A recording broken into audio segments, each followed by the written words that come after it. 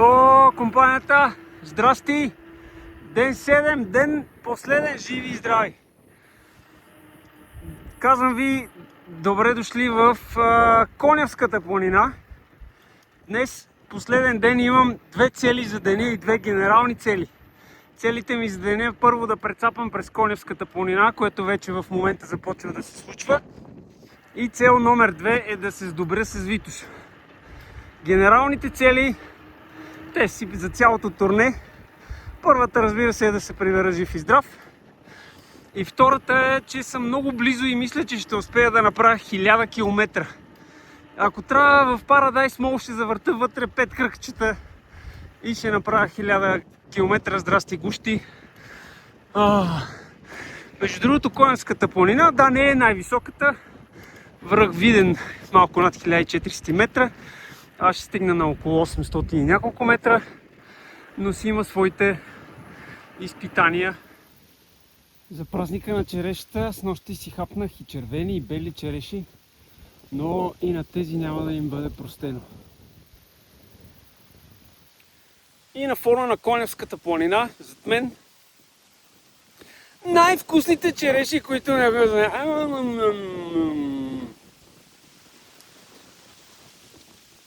Между другото, наистина са един път. На около 800 метра сме в Конявската планина. Някакви борчета тук се забелязват. Ще кажа, че Конявската планина ме посрещна с някакъв много приятен вятър. Леко насрещен, обаче на фона на този пек и на тази жега ми дойде много добре, така че благодаря ти, вятърко крилати.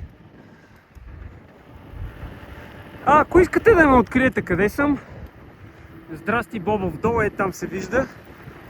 Съм по Уста, Таваличево, Горна Гръщица, Коркина, Мала Фуча, Бабино. Намерете ме! Казваме чао на Конявската планина, след малко казваме здрасти, Бобов дол. И здрасти, Рила, отново там със снега. Към тебе, да, покрай тебе пак ще минеме, пак ще се видиме, споко. Дами и господа, имам машина на времето и съм в 2173 година, но автокъщите около Дупница не са мръднали. Всичко си е същото. Автокъща. Даже и Рила не е мръднала, нищо че е на 8 години и 3 месеца. Пичове, пускам си още 2 дена отпуска, защото стоя доста бурен насрещен вятър. Не мога да се пребера до вторник поне. Клей, за какво става дума? Че е красиво, ма защо така? Това е някакъв истински ужас. 100 пъти предпочитам да ме вали Славен Сякито, немо, това е гад и ужас. И след като бях толкова отворен да кажа най-вкусната е кайсия и да изям най-вкусната череша, редно е да кажа, че сега получих и най-бруталния вятър срещу мене. Като комбинация между Охлюв и Костенурка качих от Дупница до село Клисура, където съм в момента, и съм си заслужил студената болка. Да живее водата! Уху!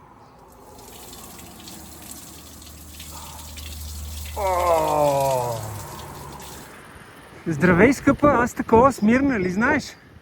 Не съм забравил. При теб за първи път шини, мини-ски. Учил съм се на ски, нали помниш, на Конярника. Губил съм се при теб.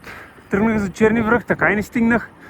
Но загубих се, но научих много полезен урок за себе си, че в планината трябва винаги да уважаваш. Така че мир, моля! Ярема, Витоша, 1300 метра, най-високата точка за деня. От тук нататъка няма какво да ме бутне. От тук вече си се чувствам дома, деца вика. До скоро! Айде за последно! И не ме питайте как го реших, но в последния момент го реших. Моя югозапад 1000 да го съчетая с някаква част от Витоша 100. Ето е стотачката. Какво да кажа, имало явно защо, не е истина, просто преди секунди мина една сърничка буквално на 10 метра от мен. Беше страхотна гледка, много красиво. Явно имало защо да мина от тук. И специални поздрави от единствения участник в измислената обиколка Югозапада 1000 за всички, които бяха участници в Витоша 100. Браво на вас, респект, че сте успели.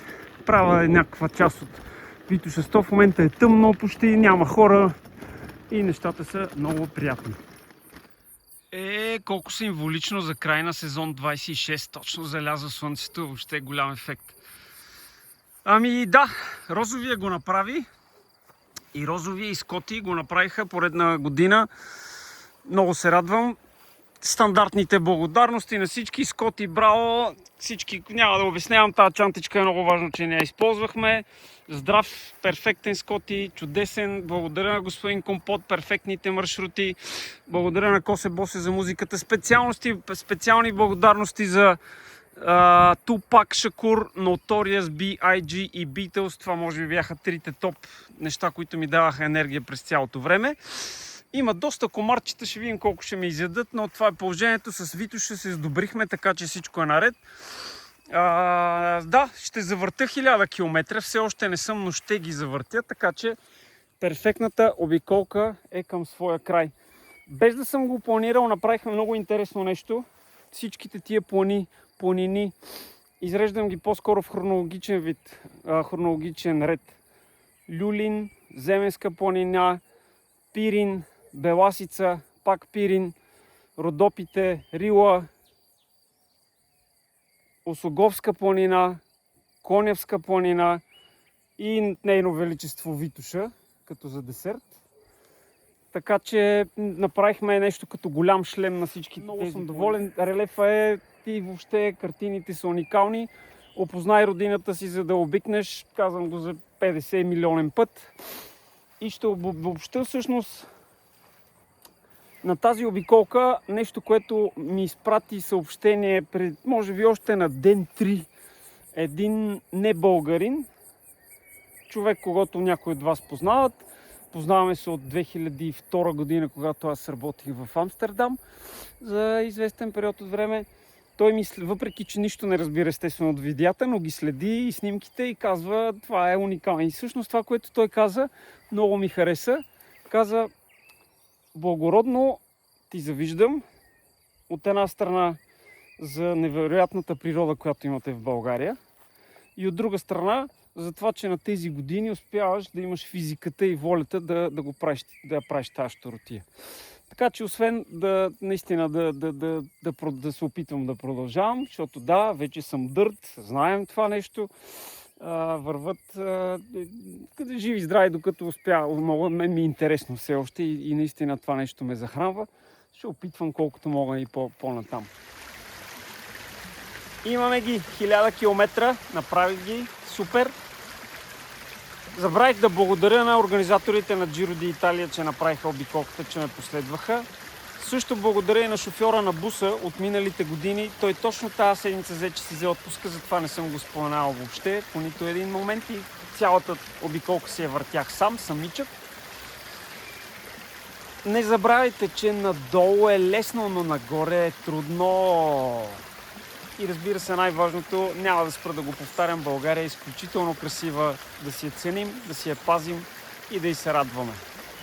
Чао, сезон 26, кой знае, живи и здрави, да може и сезон 27. Ще видим както дойде.